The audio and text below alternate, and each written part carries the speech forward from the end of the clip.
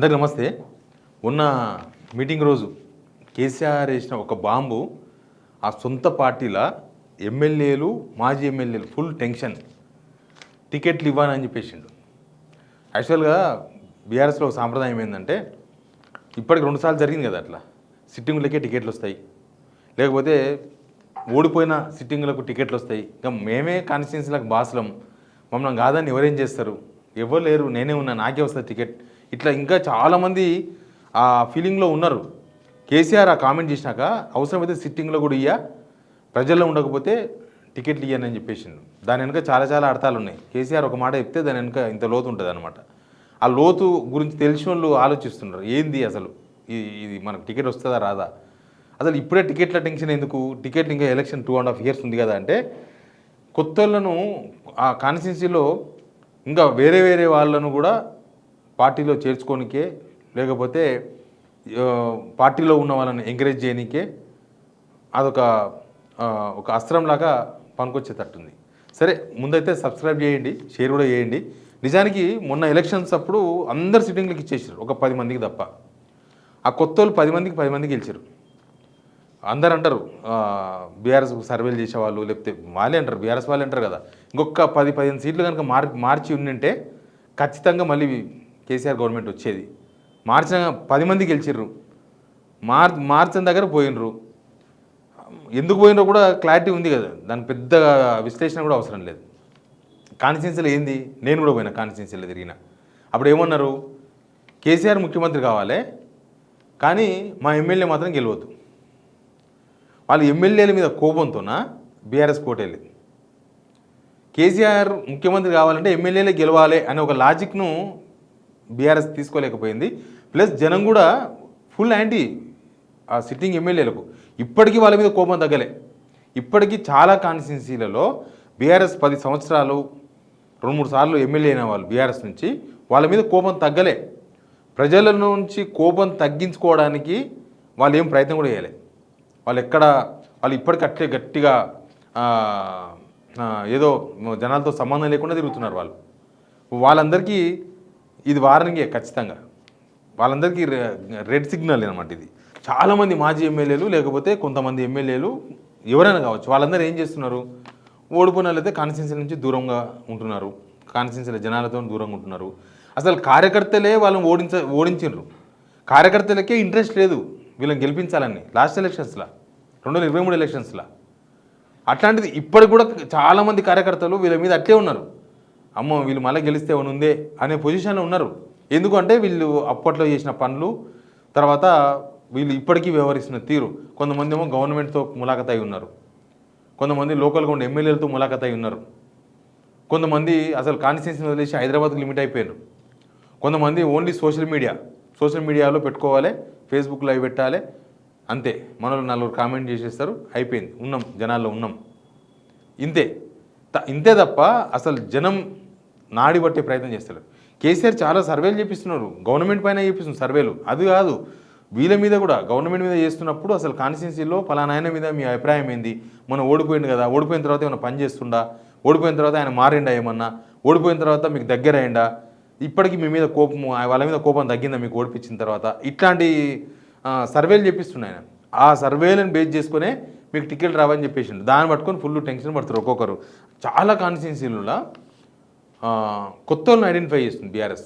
కొత్త వాళ్ళని అంటే వాళ్ళు పార్టీలో ఉన్న వాళ్ళు కావచ్చు, లేకపోతే ఇండిపెండెంట్గా ఉన్న వాళ్ళు కావచ్చు, గతంలో పోటీ చేసి ఒక మోస్తారు మంచి రిజల్ట్తో ఓట్లు తెచ్చుకున్న వాళ్ళు కావచ్చు. అట్లాంటి వాళ్ళందరినీ చేర్చుకుంటారు. నిన్న జరుగుతున్న చేరికలు, ఇప్పుడు చూడండి, చేరికలు కాంగ్రెస్ పార్టీలో చేరికలు లేవు, బీజేపీలో చేరికలు లేవు, ఓన్లీ బీఆర్ఎస్లో మాత్రమే చేరుతున్నారు. చేరుతున్న వాళ్ళంతా కూడా నియోజకవర్గ స్థాయి వాళ్ళు, వాళ్ళ కింద స్థాయి ఏదో కార్యకర్తలు. అక్కడ బీజేపీలో మనం చూసిన 100 మంది కార్యకర్తలు చేరింది, వాళ్ళు ఎవరో ఏం గతంలో ఎవరు తెలియదు. అట్లా కాదు, కాన్స్టిట్యున్సీ లెవెల్లో వాళ్ళు పోటీ చేసి గెలిచే అవకాశం ఉన్న వాళ్ళు, మళ్ళీ పోటీ చేసి వాళ్ళకు వ్యక్తిగతంగా మంచి పేరున్న వాళ్ళు జాయిన్ అవుతున్నారు. అట్లాంటి వాళ్ళందరినీ ఐడెంటిఫై చేస్తుంది బీఆర్ఎస్. ఆ ఐడెంటిఫై చేస్తున్నారు అని అంటే వీళ్ళ పని కథమైనట్లే. చాలామంది ఉన్నారు, మన జిల్లా అధ్యక్షులు చాలామంది ఉన్నారు, వాళ్ళు ఏం పని చేయరు. జిల్లా అధ్యక్షులు బీఆర్ఎస్లో ఉత్తగా పేరుంటుంది జిల్లా అధ్యక్షులని. మొన్న అన్ని కమిటీలు రద్దయిపోయినాయి అనుకో. కాకపోతే వాళ్ళ మీద విపరీతమైన కోపం, పార్టీల కోపం, బయట కోపం. దానికి కనీసం ఆ కోపం నుంచి బయటపడే ప్రయత్నం కూడా ఎవరు చేయరు. ఇక కొంతమంది సిట్టింగ్లు అయితే మా మనమన్లకి ఇవ్వండి, మా కొడుకులకి ఇవ్వండి, మా కోడళ్ళకి ఇవ్వండి, ఇట్లా అడిగే వాళ్ళు కూడా చాలామంది. వాళ్ళు కూడా ఫుల్ క్లాస్ బీఆర్ఎస్లా. అసలు మీరే జనాలు తిరుగుతలేరు, దీనిలో ఓడిపోయిన వాళ్ళు ఉన్నారు. మీరే జనాలు తిరుగుతలేరు, మీ వాళ్ళు పార్టీకి ఏం చెయ్యరు, పార్టీ ఏదైనా కాల్ ఇస్తే కనీసం రారు, పార్టీ ఏదైనా చెప్తే చెయ్యరు, మళ్ళీ టికెట్లు మాత్రం ఎట్లిస్తాం అనే క్వశ్చన్ ఆల్రెడీ స్టార్ట్ అయింది. ఆ క్వశ్చన్ ఆల్రెడీ వాళ్ళ మీదకి వచ్చింది. వాళ్ళ సమాధానం కూడా ఇవ్వలేకపోతారు. కానీ ఇప్పుడన్నా యాక్టివ్ ఉండండి, ఇంకో 2.5 years ఉంది యాక్టివ్ ఉండండి, అప్పుడే ఏమైనా చేయనికి వస్తుంది. ఒకటి గవర్నమెంట్ మీద ఉన్న వ్యతిరేకత మాత్రమే బీఆర్ఎస్కు పాజిటివ్ కాదు అనేది వాళ్ళకు కూడా తెలుసు. ఎందుకంటే వాళ్ళు 10 సంవత్సరాలు గవర్నమెంట్ నడిపించిండ్రు, లోటుపాట్లు ఉంటాయి. ప్రతి గవర్నమెంట్లో మెరిట్స్ డీమెరిట్స్ అన్నీ ఉంటాయి. డీమెరిట్స్ మీద ఎక్కువ ప్రచారం జరుగుతుంది. డీమెరిట్స్ మీద రేపు కాంగ్రెస్ వాళ్ళు ఇంక మళ్ళీ ప్రచారం చేస్తారు ఎలక్షన్స్ వచ్చినప్పుడు. కాంగ్రెస్వి అన్ని డీమెరిట్సే ఉన్నాయి, అది వేరే విషయం. మళ్ళీ కాంగ్రెస్లో అసలు మెరిట్స్ చెప్పుకోవడానికి వాళ్ళకే లేవు, కాబట్టి అన్ని డీమెరిట్సే ఉంటాయి. అది ప్రచారం వాళ్ళకి బాగుంటుంది. ఇంకా బీఆర్ఎస్ వాళ్ళు బీజేపీ వాళ్ళు ప్రచారం చేసుకోనికే మస్తు అస్త్రాలు దొరుకుతాయి. కానీ కేవలం కాంగ్రెస్ పడుతున్న నెగిటివ్ మాత్రమే కాదు, కాన్స్టిట్యున్సీలో ఉన్న వాళ్ళు వాళ్ళ సిచ్యువేషన్ ఏంది అనే దాని మీద కాన్సన్ట్రేషన్ చేసింది బీఆర్ఎస్ వాళ్ళు. బీఆర్ఎస్ వాళ్ళు అంటే వాళ్ళ అధ్యక్షుడు కేసీఆర్, వాళ్ళ ఉపాధ్యక్షుడు, వాళ్ళ ఇంపార్టెంట్ లీడర్స్ దాని మీద కాన్సన్ట్రేట్ చేసింది. వీళ్ళందరూ ఏంటంటే ఈ మాజీ ఎమ్మెల్యేలు వాళ్ళందరూ మేమే దిక్కు, మేము ఇంకెవరు ఉన్నారు ఇక్కడ, మొత్తం నేనే ఉన్నారు, 2 సార్లు ఎమ్మెల్యే నేనే, ఇంకా నా కింద పనిచేస్తున్నారు తప్ప నా స్థాయి ఉన్నారు ఎవరున్నారు. కానీ టైం దొరికినప్పుడు, టైం వచ్చినప్పుడు చాలామంది మూమెంట్ ఉన్న పార్టీలకు వస్తారు. వీళ్ళకి ఆల్రెడీ ఒక మూమెంట్ క్రియేట్ అయింది. జీవన్ రెడ్డి లాంటి వాళ్ళు జాయిన్ అయిన తర్వాత కొంత బీఆర్ఎస్ పైన ఒక 6 months బ్యాక్ ఉన్న టాక్ ఇప్పుడు లేదు. 6 months బ్యాక్ ఏమున్నదంటే కాంగ్రెస్ ప్రభుత్వం మళ్ళీ రాదు, కానీ బీఆర్ఎస్లో వస్తుందని చెప్పలేమన్నారు 6 months బ్యాక్. కానీ ఇప్పుడు మాట్లాడుతున్న వాళ్ళు ఏమంటున్నారు, నెక్స్ట్ బీఆర్ఎస్ పక్కా వస్తుంది, కాంగ్రెస్ 100% రాదు.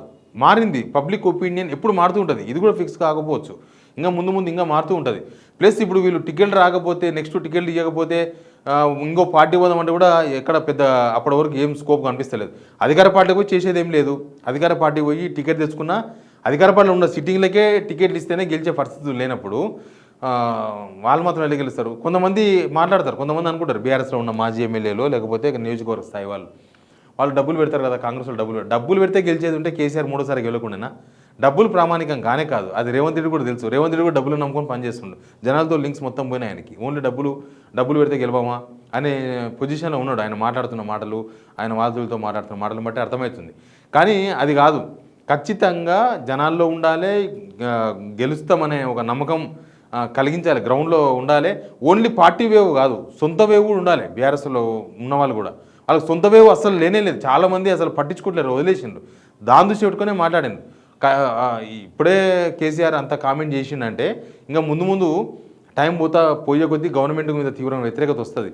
అప్పుడు బీఆర్ఎస్ వాళ్ళు కొద్దిగా ఈజీగా క్యాచ్ చేస్తున్నారు కదా ఆ వ్యతిరేకతను, కాబట్టి వాళ్ళకు వెయిట్ పెరుగుతుంది. అప్పుడు ఇంకా కొత్త వాళ్ళు వచ్చే అవకాశం ఉంటుంది. ప్లస్ మిగతా పార్టీలు కూడా పెద్దగా చేరిపోతే గెలిచే అవకాశం లేక కనిపిస్తలేదు. ఇంకోటి ఏంటంటే బీఆర్ఎస్లో 10 ఏళ్ళు ఎంపీలుగా మంత్రులుగానో లేకపోతే ఎమ్మెల్యేలుగానో పనిచేసిన వాళ్ళు వేరే పార్టీకి పోయినా గెలవరు. ఎందుకంటే ఇక్కడ వాళ్ళ మీదే వ్యతిరేకత, వాళ్ళ మీదే తీవ్రమైన వ్యతిరేకత. ఇప్పుడు వాళ్ళ మీద ఆ వ్యతిరేకతతోనే వాళ్ళు ఇంకో బీఆర్ఎస్లో ఉంటేనే కాదు, ఇంకో పార్టీకి పోయినా వాళ్ళ వ్యతిరేకత వాళ్ళే క్యారీ చేస్తారు. వేరే పార్టీకి పోయినా అబ్బా ఈయన ఆ పార్టీలో చేరండి వద్దు, అదే క్యారీ అవుతుంది తప్ప అదేమి వీళ్ళకు మైనస్ కాదు. ఆయన పోతే ఇంకోరు వస్తారు. గాలి వచ్చినప్పుడు, గాడుపు వచ్చినప్పుడు అందరు గెలుస్తారు. ఆ గాడుపు రాకపోయినా, ఆ గాడుపు కనిపించకపోయినా సొంత గాడుపు ఉన్న వాళ్ళు ఎలక్షన్స్లో గెలిచే అవకాశాలు ఎక్కువ ఉంటాయి. కాబట్టి దీనిలో సిట్టింగులైనా మాజీలైనా టికెట్లు ఇవ్వమని కేసీఆర్ చేసిన కామెంట్ పైన చాలా తర్జన భర్జన నడుస్తుంది. చాలామంది మాట్లాడుతున్నారు, ఎందుకు చేసింది కేసీఆర్ ఈ కామెంట్, కేసీఆర్ సార్ ఈ కామెంట్ చేసినారంటే దీని వెనక ఏదో పెద్ద స్టోరీ ఉంటుంది, ఏమైనా సర్వేలు చెప్పించారా మా మీద, అసలు ఏంది లిస్ట్ ఏంది, వాళ్ళ దగ్గర ఉన్న లిస్ట్ ఏంది. ఇప్పుడు వాళ్ళకి ఎమ్మెల్యేలు 28 మంది ఎమ్మెల్యేలు ఉండొచ్చు, కానీ మిగతా అంతకుముందు ఎమ్మెల్యేలుగా, మినిస్టర్లుగా, ఎంపీలుగా పనిచేసిన వాళ్ళు ఉన్నారు కదా చాలామంది. వాళ్ళందరూ ఏం చేస్తున్నారో ఆ చిట్టా వాళ్ళ దగ్గర ఉంటుంది పక్కా. ఆ చిట్టా బేస్ చేసుకునే బహుశా మాట్లాడవచ్చు. ఎనీవే ఆయన చేసిన ఇప్పుడు మాట్లాడిన మాటలు అవి తర్వాత దాని ఫలితం తెలుస్తుంది. బట్ మీరేమనుకుంటున్నారు జనాలు కింద కామెంట్ బాక్స్లో చెప్పండి. Please subscribe.